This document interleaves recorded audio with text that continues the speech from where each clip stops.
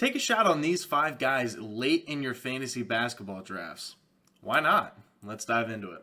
Yo, what is going on, you guys? It's your boy King Sanders here, and we are back with another fantasy basketball video. Man, I'm super excited about this because we're actually talking about role players today. If you guys saw, my first video was mostly just about the stars and who I think you guys should be drafting in your first round of your fantasy basketball drafts. But this is where the good stuff happens. This is where you guys win your leagues, is with the waiver wire, is with the last couple people in your rotation. So I'm really excited about it. We're going to go ahead and dive into it. I have 5 players that you definitely wouldn't want to take super high, but if you can get these guys later in your drafts, you definitely want to take advantage of it. So I am super excited to dive into it. These are guys, they definitely could pan out. They definitely might not. It's just kind of up in the air, but all these guys have very, very good potential. All these guys are in a very good spot to really show out in this next upcoming season. So I am super excited about it. Don't want to ramble on too long. Not sure how long the video is going to be, and I want to be able to provide you guys with plenty of information. So without any further ado, let's go ahead and dive into it. So for our first player of the day that we are going to be talking about, we're talking about Tyrese Halliburton, recently traded to the Indiana Pacers from the Sacramento Kings. There's no reason for Tyrese Halliburton not to have a big year, and I truly do think that he will. Now let's go ahead and talk about it. First things first, in Sacramento, Tyrese Halliburton averaged 14.3 points per game, 7.4 assists per game, and 3.9 rebounds per game. Definitely not terrible numbers, still very, very solid, but in Indiana, he's really boosted all of those numbers up, and by a pretty decent margin. First thing, his points per game is bumped all the way up to 17.5. His assists per game has jumped all the way up to 9.6, so he's almost averaging a double-double here in Indiana, and 4.3 rebounds per game. So he has bumped up every single category, and I think that that is a common trend. I think that is going to keep going up even more. Also, he did only have an 18.3 usage rate on the Sacramento Kings. That number is boosted all the way up to 20% on the Pacers. So I think that that is a solid jump. It does show that he is getting a good number of these touches, and there's no reason not to. I mean, Tyrese Halliburton is the guy here for this Pacers roster, so I really do like it. And he only played 26 games so far with the Indiana Pacers, and he's looked really, really good in all of them. I mean, even in some of the games where he first got on the roster, he still looked really good. And the fact that he's getting almost 10 assists to a team that's not necessarily the greatest, not necessarily tremendous scorers, that says a lot about Halliburton. And with the upside that he has, adding in a guy and just adding in like some other pieces that like this Pacers roster, I think that's a really good spot here. So that is our first player that I think is going to be breaking out this year, Tyrese Halliburton of the Indiana Pacers. Now for our second player, I've heard this name a lot, but it is something that people are right about, and I think that he is going to have a great year. We're going with Devin Vassell. Devin Vassell has been really, really good, especially without DeJounte Murray being on the floor. DeJounte Murray obviously got traded over to the Atlanta Hawks, which is just mind-blowing. But the fact that he is on the Hawks now, I think that that gives a lot of potential here for a guy like Devin Vassell. These are the type of guys that you want to get in your fantasy drafts, the guys that have a lot of upside on teams that aren't necessarily the greatest. Now, if you take a look at it, Devin Vassell had 21 games last season where he got 30 or more minutes, which a lot of those were without DeJounte Murray, and he averaged 14.5 points per game, a little over 5 rebounds per game, and 2.6 assists per game, and 1.2 steals. So he was doing a little bit of everything when he did get the chance to. So his per 30 minutes are really, really solid. Hopefully they can continue that once again. And like I said, no more DeJounte Murray on the floor is going to open up a lot of opportunity. And what we saw last year with no DeJounte Murray on the floor, in the last 6 games of the regular season that Devin Vassell played without DeJounte Murray, he averaged 18.2 points per game, 5.3 rebounds per game, and 3.7 assists per game. Obviously, Devin Vassell is much more of a scorer than anything else, but he even bumped up his assists per game. He bumped up his rebounds per game. Like, he is literally doing everything with more and more potential without DeJounte Murray on the floor, and I don't expect that to change. I think he's going to get a very large volume of these shots, and there's no reason for him not to. Once again, I mean, Keldon Johnson is a very, very good scorer. I do think that he is going to be able to get his. There's no doubt about it. But Devin Vassell is going to be that second guy there, and he's going to be a guy that he's still young.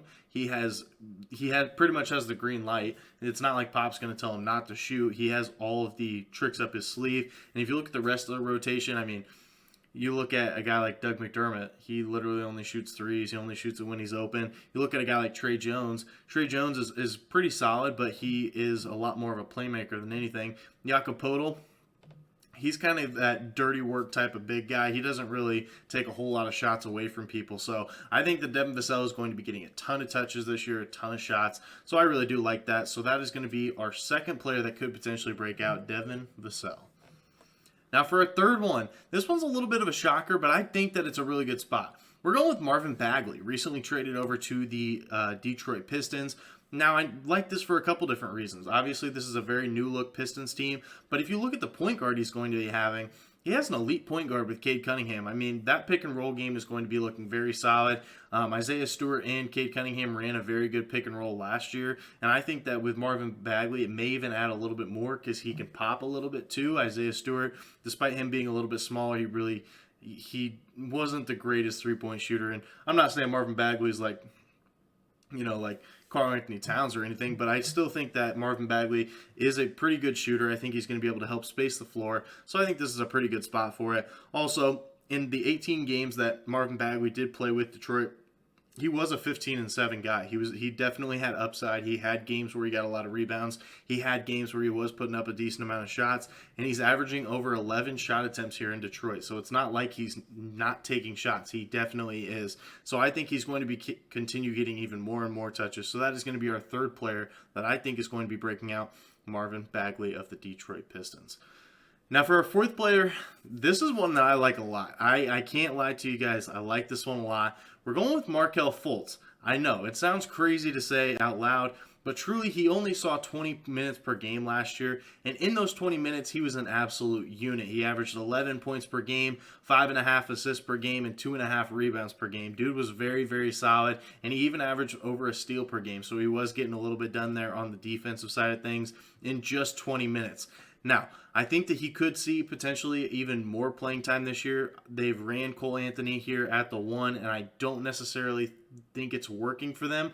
I think that if they run Markelle Fultz in that starting 5, have Cole Anthony come off their bench as a very high-scoring 6-man, I think they're going to be even better. So alongside Markelle Fultz with Franz Wagner, with Jalen Suggs, with Wendell Carter Jr., I think that is a recipe for success. They're in Orlando. They're obviously not going to be championship contenders or anything, but I still think that Markelle Fultz, being in that starting rotation, being that true playmaker for them, I think he is going to have a very, very good year. So if he does end up getting any more playing time, being able to be that true playmaker for Orlando, I think that it is going to help their team quite a bit. So that is our fourth player that I truly do think has the potential to break out, Markelle Fultz of the Orlando Magic. Now for our fifth and final pick, call me a homer all you want, I don't care, but I think this is a great spot. I'm going with Ayo Dosunmu of my Chicago Bulls. I know, like I said, I'm probably a homer pick, but it's a really good spot for him. Obviously, we heard all the news about Lonzo. Lonzo is going to be out without a timetable for return. He's probably, they said he could potentially be out for the rest of the year.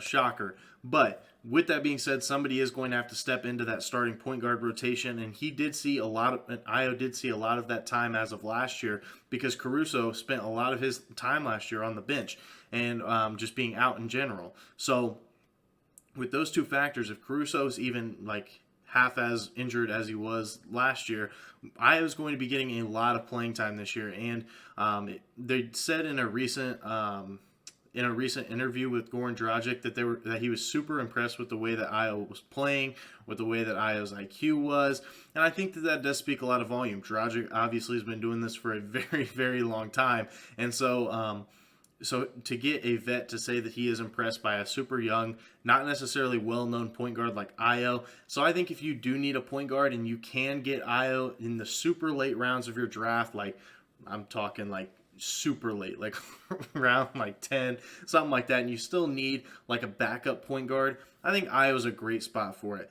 Caruso, like I said, he spent a lot of time injured, and in Ayo's time that he was playing, he still averaged 9 points, 3 rebounds, 3 assists, and he was shooting 52% from the field, 38% from three, and his free throw percentage was a little bit bad. It was 68%. Definitely not ideal for a point guard, but that's him being a rookie. So I think that all of those things are going to improve. I think he's going to be like a 12-5-5 type of guy next year, and that's definitely good enough to be your backup point guard for somewhere for sure. And anybody's capable of having good games. And Io showed last year that he had like multiple games where he was like close to 20 points. So I think that he can definitely do that once again. So like I said, call that a homer pick all you want, but I do think Io DeSumo has a really, really solid second year. So that is going to be our fifth and final player that I think is going to be breaking out, Io DeSumo of the Chicago Bulls. So that is going to do it for today's video. If you guys did enjoy, if I did help you guys out, give you any sort of information that you guys did enjoy, make sure that you guys do drop a like. We are still currently on the road to 7,000 subscribers, and we will be doing a pretty big giveaway if we do end up hitting 7,000 by the time that the NBA season does start. So make sure that you guys are subbed. But that's going to do it for me. This is King Sander signing out. Peace.